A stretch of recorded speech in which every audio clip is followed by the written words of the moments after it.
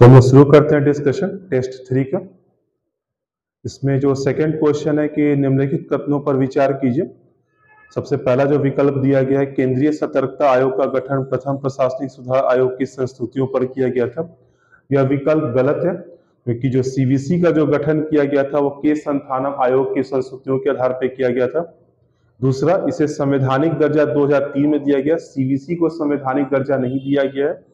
और तीसरा जो है, केंद्रीय सतर्कता आयोग केंद्रीय गृह मंत्रालय के क्षेत्राधिकार में आता है। तो इस हिसाब से तीनों कथन जो है वो सही नहीं है, इसलिए जो विकल्प हो जाएगा डी, यानी कि कोई नहीं। तीसरा जो क्वेश्चन है, निम्नलिखित में से कौन सा कथन भुगतान एग्रीगेटर या पेमेंट एग्रीगेटर को सही तरीके से निरूपित करता है?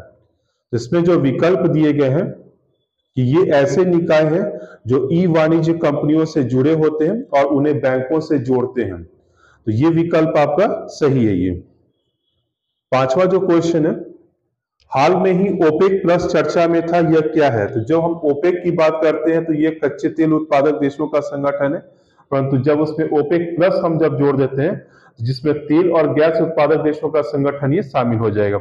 इस हिसाब से जो विकल्प ये होगा वो सही है। ये छठा क्वेश्चन है, इनमें से कौन हरित बॉन्ड या ग्रीन बॉन्ड को जारी कर सकता है? तो यहाँ पे तीन विकल्प दिए गए, कोई भी संप्रभु निकाय यानी कि सोवरेन एंटाइटी, सेकेंड है अंतर सरकारी समूह या गठबंधन, और तीसरा है कॉरपोरेशन। तो यहाँ पे ये तीनों विकल्प आपको सही है। ये 10वां क्वेश्चन जो करंट अफेयर से रिलेटेड है, नए भारत के लिए नई शिक्षा अभियान से संबंधित सत्य कथन है। यानी यहाँ पे दो विकल्प दिए गए। तो सबसे पहला विकल्प है, इसकी शुरुआत बिहार से की गई, जबकि ये कथन गलत है, क्योंकि इसकी शुरुआत उड़ीसा के संबलपुर से की गई थी और जिसका उद्घाटन हुआ था वो राष्ट्रपति द्रौपदी मुर्मू के द्वारा किया गया था।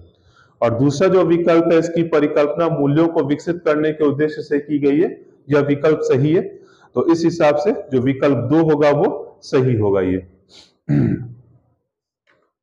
15 नंबर जो क्वेश्चन है, हाल में ही चर्चा में रहा अयुत्या क्या है? तो यहाँ पे जो 4 विकल्प दिए गए हैं, भारत और थाईलैंड के बीच समुद्री अभ्यास, दूसरा है चीन और उत्तर कोरिया के बीच समुद्री अभ्यास, तीसरा धान की एक नई उन्नत प्रजाति, और चौथा है गेहूं की एक नई उन्नत प्रजाति। तो ये अयुत्या जो है वो भारत और थाईलैंड के बीच में जो युद्धाभ्यास किया गया था उसके संदर्भ में ये है।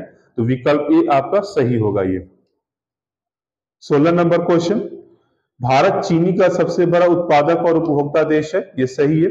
भारत कच्चे चीनी का निर्यात नहीं करता, ये गलत है।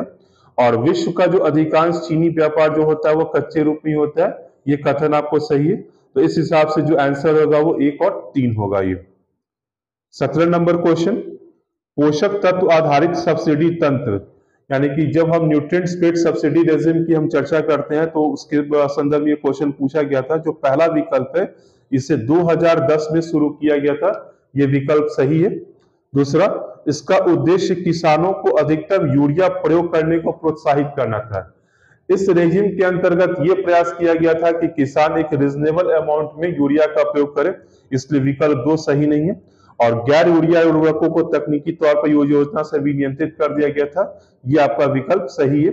इस हिसाब से जो आंसर होगा 1 और 3 होगा। ये एक सिंपल सा क्वेश्चन पूछा गया है 20 नंबर में कि चंदोबी महोत्सव किस राज्य में मनाया जाता है? तो जो इसका आंसर होगा वो असम होगा। ये 21 बहुत सिंपल क्वेश्चन है कि भारत के पहले डाई स्कार पार्क का खिताब किस बाघ संरक्षित क्षेत्र को मिला है? यहाँ पे बिहार का वाल्मीकि बाघ संरक्षित क्षेत्र है, मध्य प्रदेश का पेंच बाघ है, और दूसरा पन्ना बाघ संरक्षित क्षेत्र है। यहाँ पे जो आंसर होगा वो पेंच बाघ संरक्षित क्षेत्र होगा।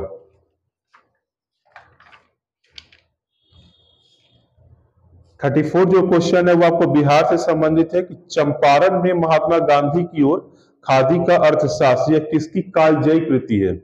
और जो विकल्प दिया गया है, राजकुमार शुक्ल, ब्रजकिशोर सिंह, श्री कृष्ण सिंह, और डी जो विकल्प है उपयुक्त में से कोई नहीं। तो वास्तविक तौर पे जो ये प्रश्न पूछा गया वह डॉक्टर राजेंद्र प्रसाद से संबंधित है, तो डी आंसर तो होगा। लेकिन अगर ये पूछा जाए कि किसने ये लिखा था तो डॉक्टर राजेंद्र प्रसाद। 43 व्यक्ति के संदर्भ में दिया गया और उपनाम बताया गया, लाजपत राय पंजाब केसरी सही है, वाल्मीकि को आदि कवि कहा गया और नागार्जुन को भारतीय आइंस्टीन कहा गया। तो यहाँ पे जो विकल्प होगा वो डी, यानी कि सभी है। इनमें से, और 46 नंबर जो क्वेश्चन है कि इनमें से कौन सा युग सही सुमेलित है। एक तरफ संसदीय समिति का नाम दिया गया है और दूसरी तरफ सदस्य संख्या की बात की गई है। तो जो पहली समिति है लोक लेखा, हम जानते हैं कि इसमें 22 सदस्य होते हैं, जिसमें से 15 लोकसभा के और 7 जो होते हैं वो राज्यसभा के, इसलिए यह विकल्प गलत है। दूसरा मित्र वैता समिति, जिसे हम एस्टीमेट कमेटी भी कहते हैं, और इस समिति में लोकसभा के सदस्य शामिल होते हैं जिसकी कुल संख्या 30 होती है। और जो हम नियम समिति की बात करते हैं तो यहाँ पे ये फिर 22 संख्या दी गई, जो कि गलत है क्योंकि इसमें 15 सदस्य होते हैं। यहाँ पे जो विकल्प केवल 2 दिया गया है मित्र वैता समिति के संदर्भ में, वो सही है। फिर 50 नंबर क्वेश्चन, हिस्ट्री का ये क्वेश्चन है, अपो दीपो भव, यानी कि अपना दीपक स्वयं बनो, यह कथन किस महापुरुष का है।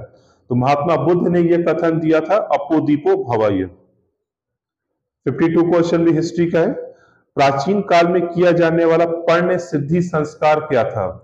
तो यहाँ पे विकल्प दिया गया पुत्र प्राप्ति हेतु, कृषि की अधिक उपज हेतु, और तीसरा व्यापार की वृद्धि। तो जो इसका आंसर होना चाहिए वो व्यापार की वृद्धि हेतु। 57 क्वेश्चन, इनमें से कौन सा युग सही सम्मिलित है, यानी कि जो टेक्स्ट बुक है उसके बारे में और जो उसके लेखक है उनके, यानी मिताक्षरा विज्ञानेश्वर सही है, दाय भाग जीम उत्पान ये भी सही है, और तीसरा जो कलहन राजतरंगिणी ये भी सही है। यहाँ पे आंसर हो जाएगा आपका सभी डी। 61 क्वेश्चन, इनमें से कौन सा युग सही सुमेलित है। एक तरफ संस्थापक का नाम दिया गया और दूसरी तरफ संगठन का। तो सहजानंद सरस्वती, अखिल भारतीय किसान सभा, दूसरा के कलमपन, आंध्र रैयत सभा, ये विकल्प गलत है, और तीसरा इंद्र नारायण द्विवेदी, संयुक्त प्रांत किसान सभा। तो यहाँ पे जो विकल्प है 1 और 3 ये आपका सही होगा। ये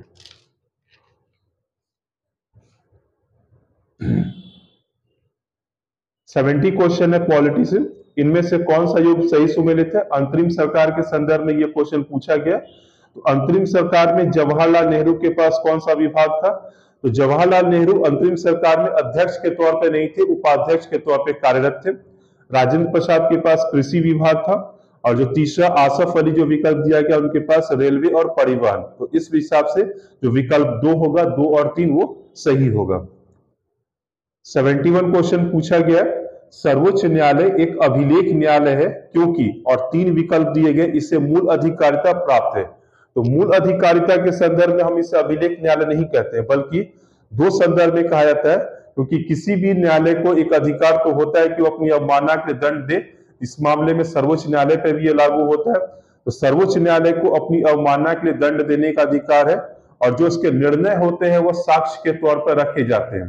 तो इस हिसाब से जो विकल्प होगा, यानी कि सर्वोच्च न्यायालय को अभिलेख न्यायालय क्यों कहा जाता है, तो अवमानना के लिए दंड देने का अधिकार होता है, और दूसरा उसके निर्णय जो होते हैं वो साक्ष्य के तौर पर रखे जाते हैं, इसलिए जो विकल्प होगा वो 2 और 3। 76 क्वेश्चन है, आधारिक लक्षणों यानी कि बेसिक स्ट्रक्चर के बारे में कौन सा कथन सत्य है। तो सबसे पहला जो दिया गया है कि यह विचार अमेरिकी संविधान से लिया गया। वास्तविक तौर पर यह विचार अमेरिकी संविधान से न लेकर जर्मन संविधान से लिया गया था, इसलिए पहला विकल्प गलत हुआ। यह विचार गोलकनाथ मुलाकात में सर्वप्रथम आया, यह केशवानंद भारती मामले में आया था। तीसरा, संविधान के विभिन्न अनुच्छेदों में इसका वर्णन है, इसका उल्लेख संविधान में कहीं नहीं किया गया। और जो चौथा विकल्प है, ना तो संसद और ना ही सर्वोच्च न्यायालय ने इसे परिभाषित किया है। तो हमें यह ध्यान में रखना होगा कि सर्वोच्च न्यायालय ने संसद में, ना ही संसद ने कभी इसको परिभाषित किया। सर्वोच्च न्यायालय ने सिर्फ ये कहा है कि कौन कौन से लक्षण आधारिक लक्षण होंगे, यानी कि उसने सिर्फ एक सूची बनाई है। 96 क्वेश्चन इकोनॉमिक्स है, ऐसी मुद्रा जिसकी मांग की तुलना में पूर्ति अधिक होती है कहलाता है। तो जब हम मुद्रा के संदर्भ में हम चर्चा करते हैं तो हमें विभिन्न टर्म्स मिलते हैं, जैसे सॉफ्ट मनी क्या होती है, हार्ड मनी क्या होती है। तो इस संदर्भ में अगर देखा जाए, ऐसी मुद्रा जिसकी मांग की तुलना में पूर्ति अधिक है, यानी कि जब बाजार में उसकी पूर्ति अधिक हो रही है बट डिमांड कम है, तो ऐसी मुद्रा जो कहलाएगी वो सॉफ्ट करेंसी कहलाएगी। 93 क्वेश्चन, किस 2 पंचवर्षीय योजना की बीच की अवधि को योजना अवकाश कहा जाता है। तो जब तीसरी पंचवर्षीय योजना समाप्त हुई और वो बुरी तरह फ्लॉप साबित हुई थी क्योंकि उसके लक्ष्य सफल नहीं हो पाए थे, उसके बाद एक गैप लिया गया और फिर उसके बाद चौथी पंचवर्षीय योजना को शुरू किया गया।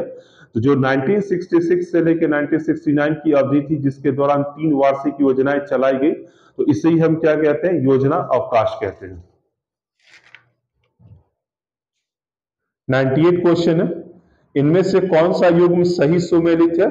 संस्था और क्षेत्र दिया गया है और राष्ट्रीयकरण का वर्ष, तो बीमा क्षेत्र का जो राष्ट्रीयकरण हुआ था 1956 में सही है। केंद्रीय बैंक का 1949 में हुआ था। इंपीरियल बैंक जिसे हम स्टेट बैंक ऑफ इंडिया के नाम से जानते हैं, उसको बना के 1955 में स्टेट बैंक ऑफ इंडिया नाम दिया गया। तो ये तीनों विकल्प आपका सही है। ये 99, निम्नलिखित में से कौन भारत के सभी एटीएम को जोड़ता है? यहाँ पे पहला विकल्प दिया गया आईबी यानी कि Indian banking association, NSDL, NPCI यानी कि national payment corporation of India limited. तो इस क्वेश्चन का आंसर हो जाएगा सी यानी कि एनपीसीआईएल। 102 क्वेश्चन है, पेपर गोल्ड का संबंध किससे है? यानी कि ए विकल्प दिया गया विदेशी मुद्रा, दूसरा है विशेष आहरण अधिकार, तीसरा है संपूर्ण ऋण और चौथा उपयुक्त में से कोई नहीं। तो जब हम पेपर गोल्ड की बात करते हैं तो इसका संबंध हमें एसडीआर से मिलता है।